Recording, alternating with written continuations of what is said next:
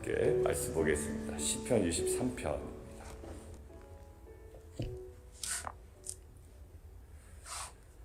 오늘 본문에 보면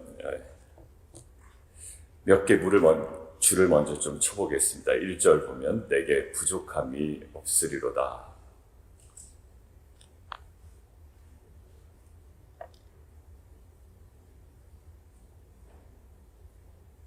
이 고백이 가능하게 된 이유를 오늘 시편은 설명하고 있는데, 저희가 큐티 세미나 할 때 좀 익숙한 본문일수록 이렇게 읽으십시오 라고 했던 방법이 하나가 있죠. 낯설게 읽기입니다. 내게 부족함이 없으리로다 라고 할 때 어떤 경우에 우리가 부족함이 없다라고 고백하는지를 먼저 떠올리는 것이 우리에게 의미가 더 있습니다. 언제 우리는 부족함이 없다라고 생각할까요? 가장 단순한 게 소유입니다. 소유가 많아지면 나는 부족함이 없다라고 인식을 하기 시작합니다. 그다음에 우리가 목표로 했던 어떤 그 권력, 그런 자리, 거기에 올라가면 내게 부족함이 없다. 그리고 내가 목표로 삼았던 어떤 그 학교에 아니면 진학을 하거나 그 목표에 달성하면 내게 이제 부족함이 없다, 여한이 없다 이렇게 얘기를 하죠. 그러니까 대부분 보면 소유이든지 아니면 지위라든지 권력이든지 자신이 삼았던 어떤 목표라든지 이것들을 달성하고 거기에 오르고 그것들을 소유할 때 우리는 보통 보편적으로 부족함이 없다 이렇게 이야기합니다. 근데 오늘 시편의 기자는 그것에 근거 두지 아니하고요, 아주 명확하게 그 이유를 이렇게 설명하죠. 여호와는 나의 목자시니. 이것들을 조금 더 들을까? 여호와는 나의 목자시니.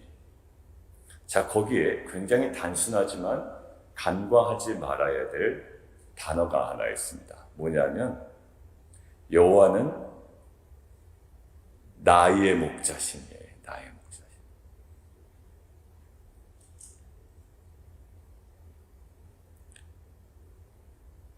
바이든이 미국 대통령인 것과 나와는 그렇게 그닥 상관없습니다. 그죠? 근데 바이든이 나의 삼촌 정도 되면 이제 난리가 나는 거예요. 그런데 윤석열 대통령이 대한민국 대통령 되는 것과 나와는 그렇게 상관이 없습니다. 그죠? 근데 그 윤석열 대통령이 나의 작은 아버지다. 이렇게 되면 이제 문제가 조금 달라지는 거죠. 근데 여호와는 그냥 목자다.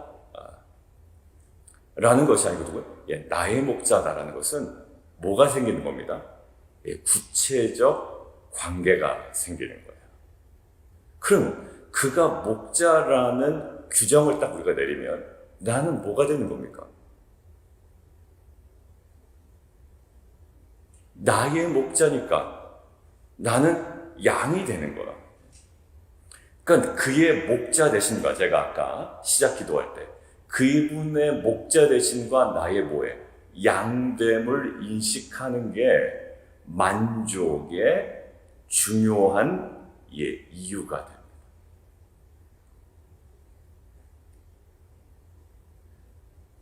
소유에 있지 아니하고 어디 있죠? 그분과 나와의 관계에 만족의 이유가 있다라는 거예요. 막 뭔가 바쁩니다. 그죠? 뭐 일하느라고 바쁘고 돈 버느라고 바쁘고 하지만 어디에 집중하지 못하면 그분의 목자 되심과 나의 양됨이라는 가장 궁극적인 관계에 우리가 몰입하지 못하면 사실 그 만족은 없는 거예요. 실제로 그렇습니다. 돈을 벌어도 소유를 가져도 그 지위에 올라가도 목표를 달성해도 사실 우리 안에 만족은 있다 없다? 사실 없습니다. 하루 이틀 만족은 있겠죠. 머리 자르면 얼마 동안 만족한다고요? 하루라고 그랬나 보통. 차 사면 얼마라고 그랬습니까? 뭐 몇 개월. 집 새로 사면 얼마? 뭐 1년 만족한다. 이렇게 보통 이야기를 하잖아요. 지금 이 시편의 저자의 만족의 근은 소유나 목표 달성에 있지 아니하고 그분의 목자 되심과 나의 양됨에 있습니다. 요한복음 10장 11절 한번 볼까요?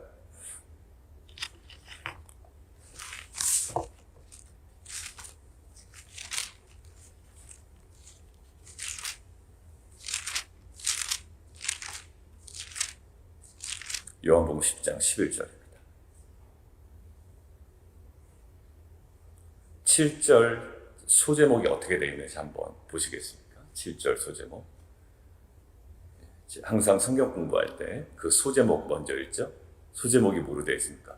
선한 목자로 되어 있습니다.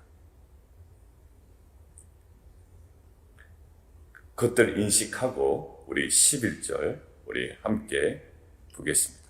나는 선한 목자라. 선한 목자는 양들을 위하여 목숨을 버린다 라고 되어 있죠. 자, 이 시편의 저자가 나는 부족함이 없다 라고 할 때 그 재산의 소유가 많아진 것도 아니고 자기가 목표 삼았던 어떤 그 목적을 달성한 것도 아니며 어떤 지위가 올라간 것도 아니란 말입니다. 그런데 여호와는 나의 목자고 나는 그분의 양됨을 인식할 때 그 모든 소유나 것들을 초월한 가장 근원적인 만족이 그에게 있다는 거예요. 기독교의 정말 신묘막측이 거기에 있습니다.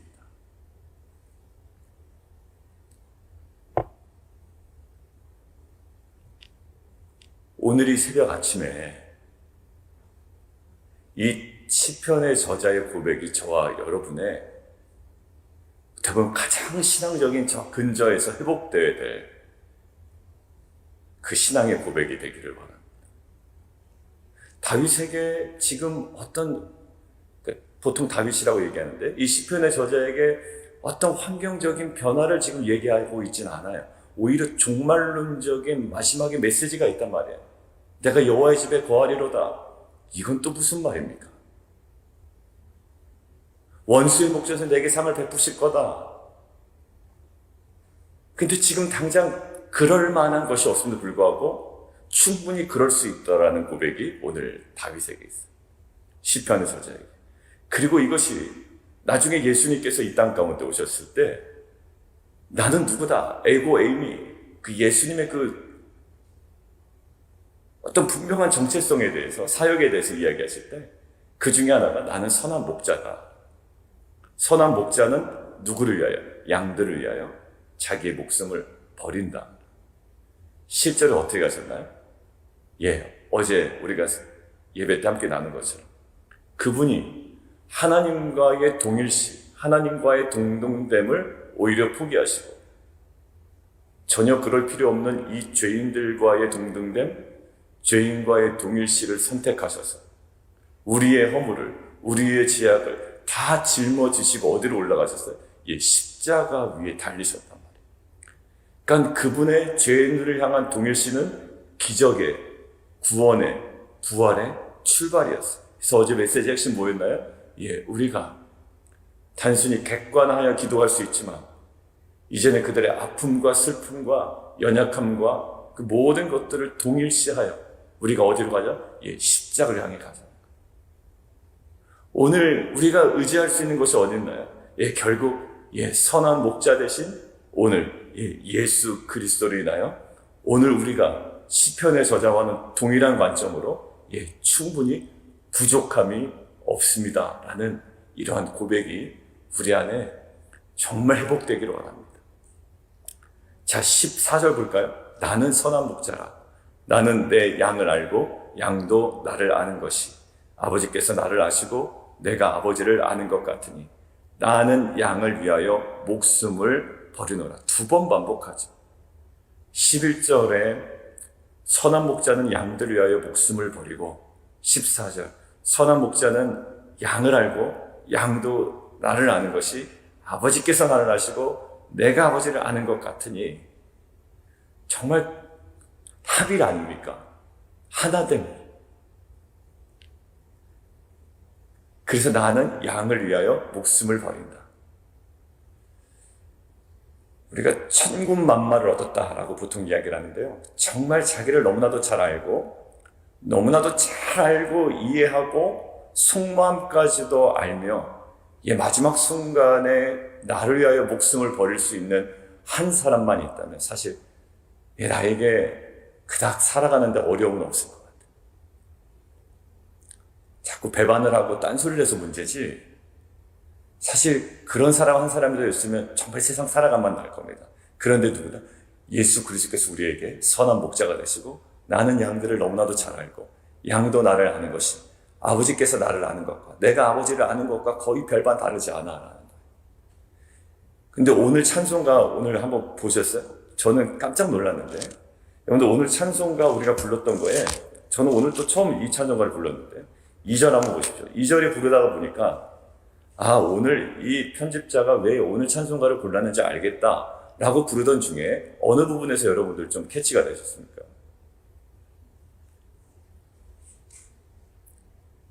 두 번째 단락이었어요. 주 나의 목자시니 부족함 없으며 주 인도하는 대로 늘 따라가리라. 거기까지는 그래서 오늘 이 찬양을 부르셨구나 라고 했는데 2절 그 다음 구절에 그 지혜 나를 깨쳐 내 앞길 밝히니 나 주의 길을 따라 주와 함께 살리라.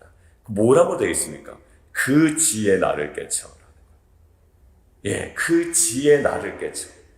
그게 깨치지 않으면요, 만족이 없는 거예요, 사실. 여호와는 나의 목자라는 게 만족이 없습니다. 오늘 막 이렇게 얘기하고 묵상하는데도 만족이 없어요. 만족이 없는 채로 집에 돌아간다니까요. 나는 신앙생활 오래 했는데 보편적으로 신앙생활 오래 하지 않는 사람들의 사고방식과 별반 다르지 않은 마음이 우리 가운데 생길 때가 있어요. 제가 거부하진 않는데요, 딱 영적 상태가 어떤 상태가 있냐면 그냥 보편적으로 여호와는 나의 목자시니 내게 부족함이 없다라는 것들을 제가 이렇게 전달을 하고, 보편적으로 신앙이 없는 사람들 이걸 받아들일 때 어떻게 생각합니까? 그래도 그게 무슨 만족이 되겠어? 라고 하는 그 마음이 여전히 우리 가운데 있답니다. 그분들의. 근데 오늘 이 다윗이 실은 막 뭐가 좋아져서가 아니라 단순히 딱 하나입니다. 오히려 상황이 쉽지 않은 상황이었음을 불구하고 여호와는 나의 목자시니 내게 부족함이 없으리로다. 그분의 목자 되심과 나의 양됨, 그리고 신약 성경의 선한 목자와 양됨의 그 관계 속에 주어지는 누려지는 그 은혜를 우리가 깨닫는 이 지혜가 필요합니다. 저는 그것이 깨달아지지 않는 분들에게 깨달아지십시오 강요보다 저는 정말 깨달아지고 그것으로 만족되어지는 은혜가 저와 여러분에게 있기를 원합니다. 그러니까 조금 더 머물 수 있는 자리가 어디가 되기를 원하냐면 막 분주할 때, 그리고 좀 여러 가지 문제로 좀 나의 신경이 좀 날카로워져 있을 때, 아니면 뭐 하나에도 집중하지 못할 때 있잖아요. 사실 그럴 때가 있거든요. 바빠서 집중하지 못하는 게 아니라요, 정말 잡아야 될 것을 잡지 못하면 집중을 못 하더라고요. 그때 뭐 합니까? 엉뚱한 짓 하고 앉아있는 거예요, 사실. 바빠서 분주한 건 상관없어요. 근데 바쁘지도 않는데 뭐 하나 손을 제대로 잡지 못하는 경우가 있거든요. 그때는 정말 그 오늘 소유가 아닌 관계 속에서의 만족을 얻어야 되잖아요. 여러분들 뭘 찾아 헤맨다고 만족이 생기질 않더라고요. 거기서 조금 더 맛있는 것을 먹는다고 소유가 많아진다고 좋아지는 것이 아니라 가장 근원적인 만족은 그분의 목자 되심과 나의 양됨, 그 친밀한 관계 속에서 얻어지는 그 만족, 부족함이 없다는 고백. 이것이 저와 여러분의 오늘 정말 회복해야 될 정말 근원적인 자리인 줄 믿습니다. 오늘 뒤에 부분을 볼까요? 뒤에 부분은 그가 나를 푸른 품밭에 누이시며 실만한 물가로 인도하십니다. 여러분들 공급자와 인도자예요. 이것은 목자 되심으로 얻어지는 결과이지 이것 때문에 부족함이 없다라고 얘기하는 것은 출발이 어딥니까? 목자 되심이 근원이고요. 목자 되심으로 인하여 자연스럽게 얻어진 푸른 풀밭에 누이신데 물가로 인도하시는다. 잘 보시면 내가 풀밭을 찾아 헤매지도 않습니다. 목자는 인도하고요. 그 다음에 거기에 누이신데, 누워라. 누워라. 오늘 누워서 보나요? 앉아서 보나요? 그 영화 읽기. 편안하게 보시나요? 파자마 바람으로 보신다면서요? 뭐 편안하게 입고 오신다는 의미겠죠. 맞아요. 어제 아내랑 이야기 하면서 사무랑. 그 영화 읽기가 영화 읽기라는 사역의 초점도 있지만 그동안 여름 사역 때문에 많이 수고하신 분들이 있다고요. 여러 가지 모양으로. 그냥 오늘 아침부터 식사가 되죠? 그죠? 식사하시고 또 영화 보시고 또 점심에 그 짜여진 식단에 의해서 또 식사하시고 또 영화 보시고. 그러니까 두 가지 의미가 있대요. 그런 원래 영화 읽기 의미가 있고 하나는 그 쉼의 의미가 있어요. 여러분들을 또 위로하고 또 격려하기 위한 그 자리이죠. 맞아요. 인간 사이에 벌어지는 그 격려도 참 우리에게 위로가 되고 격려가 되고 새 힘이 얻어지거든요. 근데 뭐예요? 목자 되신 분이세요. 우리를 너무나도 잘 아시는. 풀밭에 누이시고 쉴만한 물가로 인도하시고 3절 내 영혼을 소생시키시고 거기 동그라미 써놨습니다. 자기 이름을 위하여 누구의 명예를 걸고 여호와 하나님 목자의 이름을 걸고 의의 길로 인도하십니다. 어디로 인도하신다고요? 의의 길로 인도하십니다. 의의 길과 물가로 인도하신도단 달라요. 물가로 인도하시는 우리를 공급하기 위함이고요. 의의 길은 정말 그 공급자의 이미지가 아니라 선한 인도자입니다. 의의 길.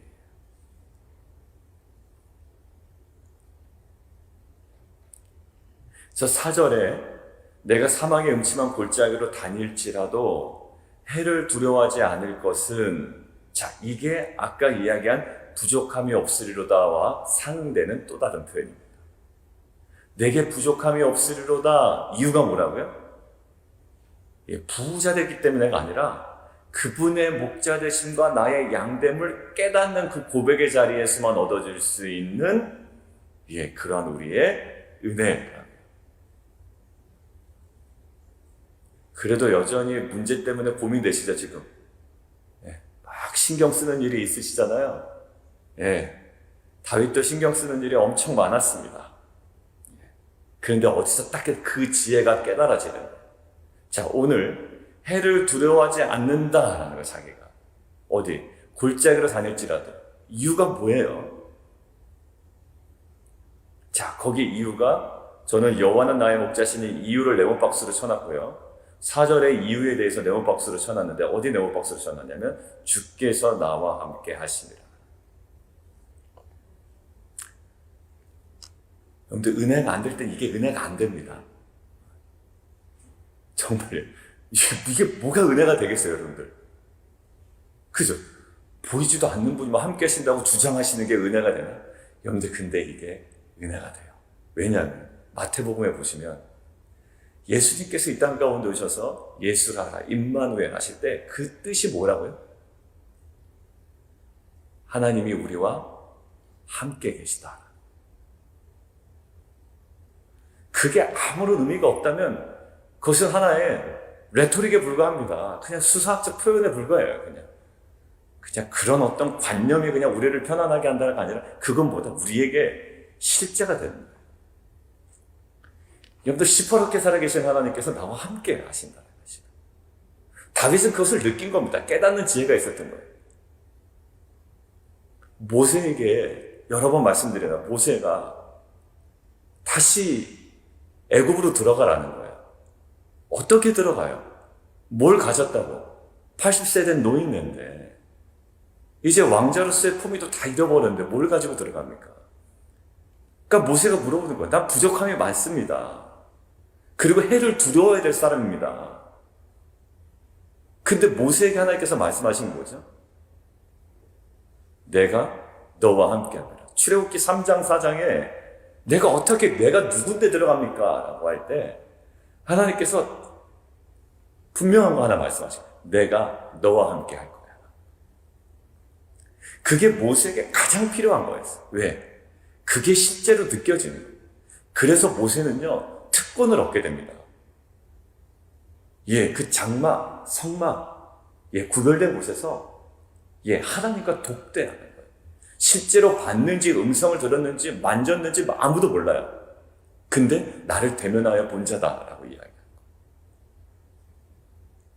여러분들, 모세라는 리더가 거기에 대해서 확실함이 없었다면 민족들에게, 이 백성들에게 담대하게 선포할 수 없을 겁니다. 여러분들, 결국 보십시오. 하나님께서 모세에게 뭘 많이 주셨나요? 아니요. 주는 거 결국 돌판 주셨어요. 돌판. 그게 돈이 됩니까? 힘이 됩니까? 무기가 됩니까? 근데 모세가 40년 동안 막 감당해내죠. 뭘 주셨길래? 권력을? 아니요. 사람들 반항합니다. 니만 리더냐 해서 막 고라의 반역도 막 일어나잖아요.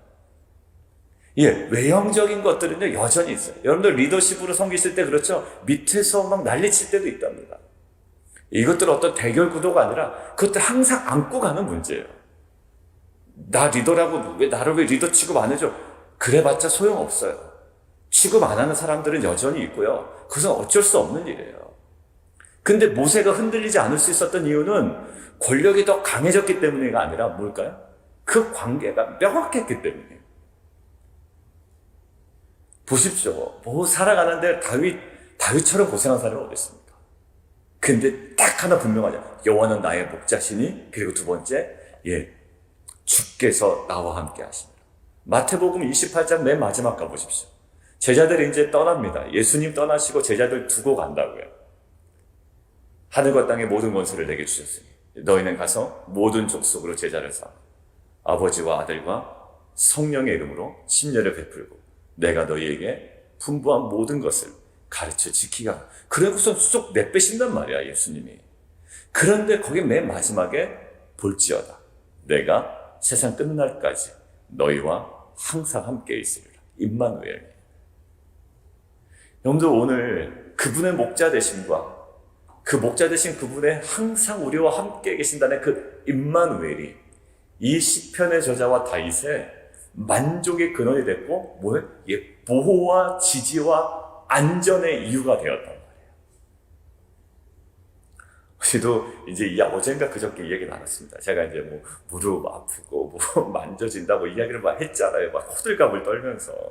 그러면서 이제 그거 대해서 아니, 그거 왜 생겼어? 라고 하면서 이제 뭐 막 이야기를 하다가, 아니, 설사 그런다 한들, 그게 걱정거리나 돼, 이제, 라는 결론으로 가게 된 거예요, 이제, 아내랑 얘기하면서. 그렇죠. 뭐, 우리라고 안 죽나? 그죠? 우리라도 뭐 병이 안 걸립니까? 그 모든 것들 하나님의 선하심이 있다라고, 나를 토요일날 느낀 것처럼, 정신 바짝 들게 깨우시다는 거예요.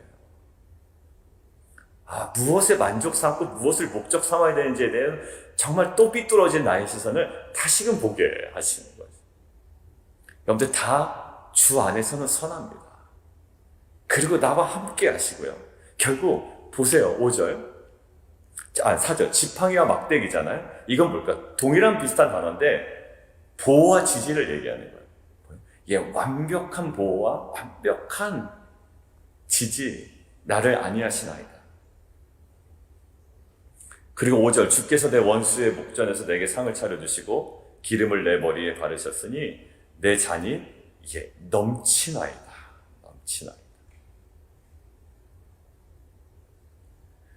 자, 6절 마무리하고 오늘 마치겠습니다. 내 평생의 선하심과 인자하심에 반드시 나를 따르리니 내가 여호와의 집에 영원히 살리로다.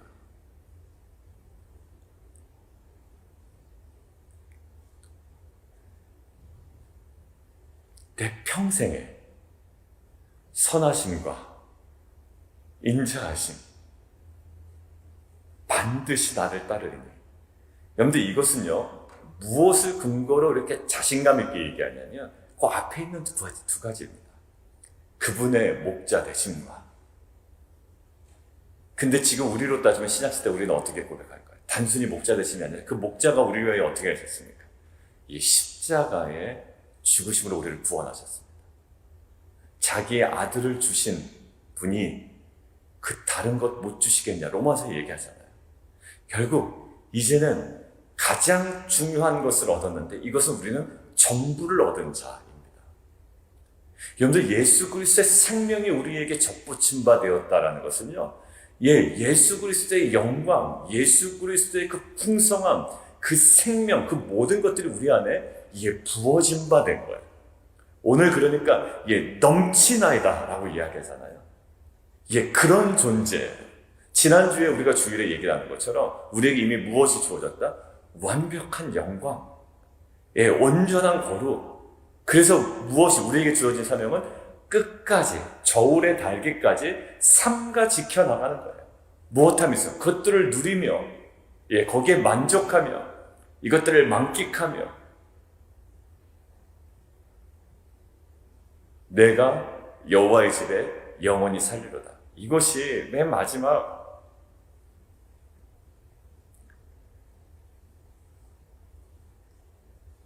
이 시편의 마지막이 뭐라고 이야기하냐면 이 어느 학자가 우리의 왕이 되시어 구속받은 자들을 생명의 물가로 인도하시는 목자와 감독이 되시는 어린 양을 묘사하는 종말론적인 상상을 하게 된다. 예, 이 마지막 6절의 이 마지막, 내가 여호와의 집에 영원히 살리로다.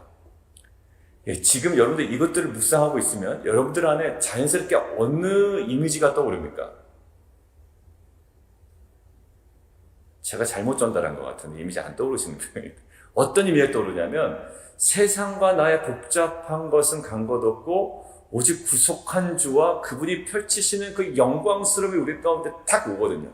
근데 사실 그것들이 딱 다가오지 않을 때는 이 모든 것들이 허상으로 보인다고요.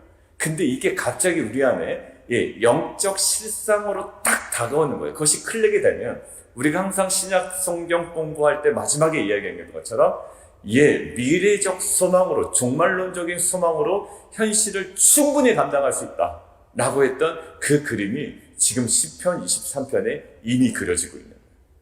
다윗은 현실에서 고단함이 아직까지 해결되지 않았습니다. 근데 무엇으로 감당해내죠? 종말론적인 지금 얘기하고 있는 구속받은 자들을 생명의 물가로 인도하시는 목자와 감독 되시는 어린 양을 묘사하는 종말론적인 상상을 하게 된다. 근데 상상에 그치지 않으면 이것은 우리에게 실제가 됩니다. 사랑하는 성도 여러분들, 오늘 그 다윗이 고백한 것처럼 여호와는 나의 목자시니 내게 부족함이 없다라는 이러한 고백, 이것은 단순히 신학적인 고백뿐만 아니라 또 목회적인 그리고 우리의 신앙적인 그러한 고백이 됩니다. 부족함이 없고 영혼을 소생시키시며 의의 길로 인도하시고 나와 함께 하심이고 내게 상을 베푸시고 선하심과 인자하심이 떠나지 아니하는 그 가장 근원 되신 그 목자 되심과 나의 양됨, 그리고 나와 평생에 동행하시고 지금도 여전히 함께 하시는 그 실제를 우리가 누리며 나아가는 공동체 되기를 원합니다. 우리 함께 기도하며 나아가도록 하겠습니다.